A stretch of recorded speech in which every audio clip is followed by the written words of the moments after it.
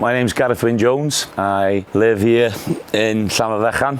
My family has been on this land for 375 years. I'm a big believer in the countryside way of life, and I love to share it. So over many years, I put my head down and just worked and did, different things. Then I began to see the power that we have on our phones and started the social media journey, which has been a bit of a roller coaster. But it's important for me because I feel as a farmer that we've been portrayed as the big bad wolf, with pollution, with climate, and I think we're the people that are feeding the rest of the nation in an affordable, sustainable and an environmentally friendly way, and it needs to be showcased.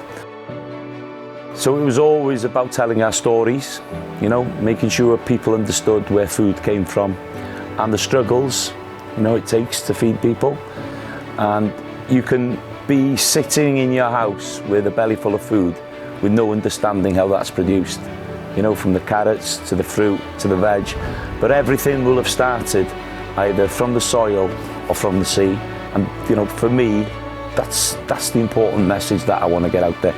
Our health is our wealth, and a lot of that is to do with the food we eat. And if we can push that narrative, I think this country could be building a better Britain on our bellies. Wow, a typical day in my life as a farmer can be anything, everything. But usually, spring, lambing, one of the best times. Very busy, very intense, very tiresome time, but a very rewarding time when we're bringing new life. The lambs and the calves, they're all, brought here in the spring, and it's like a 2-month window. There's a lot of arguments with the wife because I'm tired, I'm grumpy, but once it's all over, you then can see how all that hard work, it prevails. So it'll be starting at 5:30 every single day, all the year round. Doesn't matter where I go. If I go on holiday, I get up at 5:30. I've got a body clock. I've never had an alarm clock. So as we're going into winter now, that's what we'll be doing today. We'll be bringing the sheep off the mountain. So the mountain is 27,000 acres of open mountain, the biggest open space in England and Wales. So we bring the sheep off the mountain for the winter.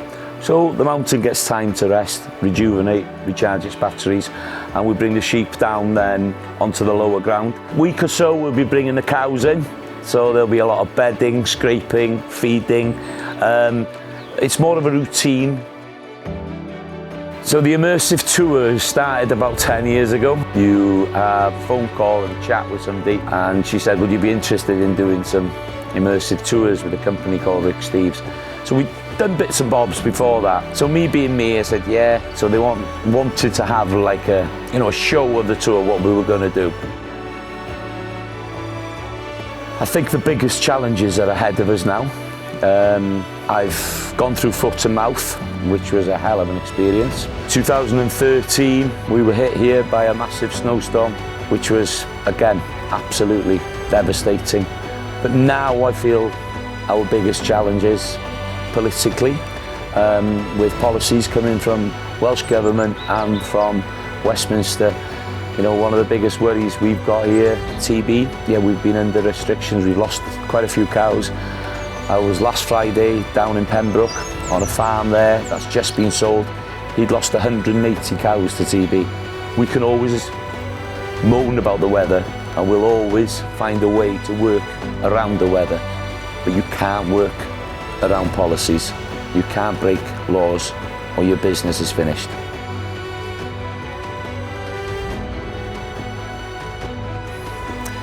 It's really important that we have campaigns,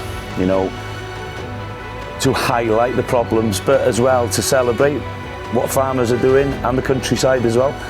And for me, the more of these campaigns, the better, because it brings people into our lives that can understand sometimes the struggles, sometimes the problems, but as well the joys.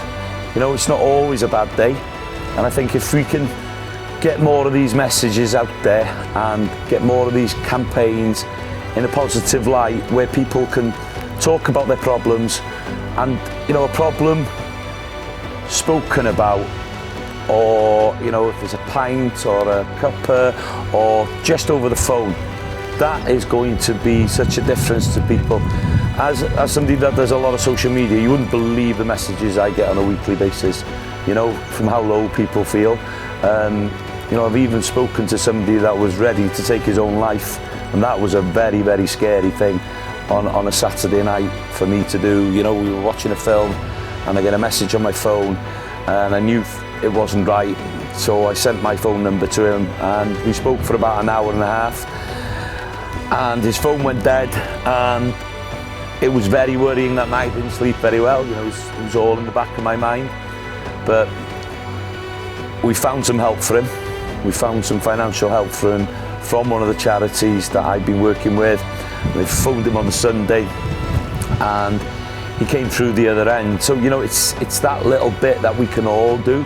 So it's important that we get the message out there, and it's important that people understand there's a lot of different campaigns, but everybody's working for the same goal, you know, to better the industry, to help people and to educate others as well about what we do every day.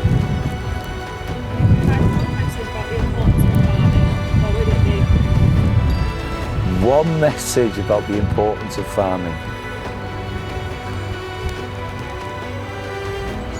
The message I would say would be, follow a farmer, understand what it takes to put food on your plate, because you're going to need a dentist, a doctor, a policeman, an accountant, once, twice, 3 times a year. You are going to need a farmer once, twice or 3 times every day. And I'd just like to see more people understanding what farmers are going through at this moment. If we get the public to back us, then you'll see a difference with policies within our government.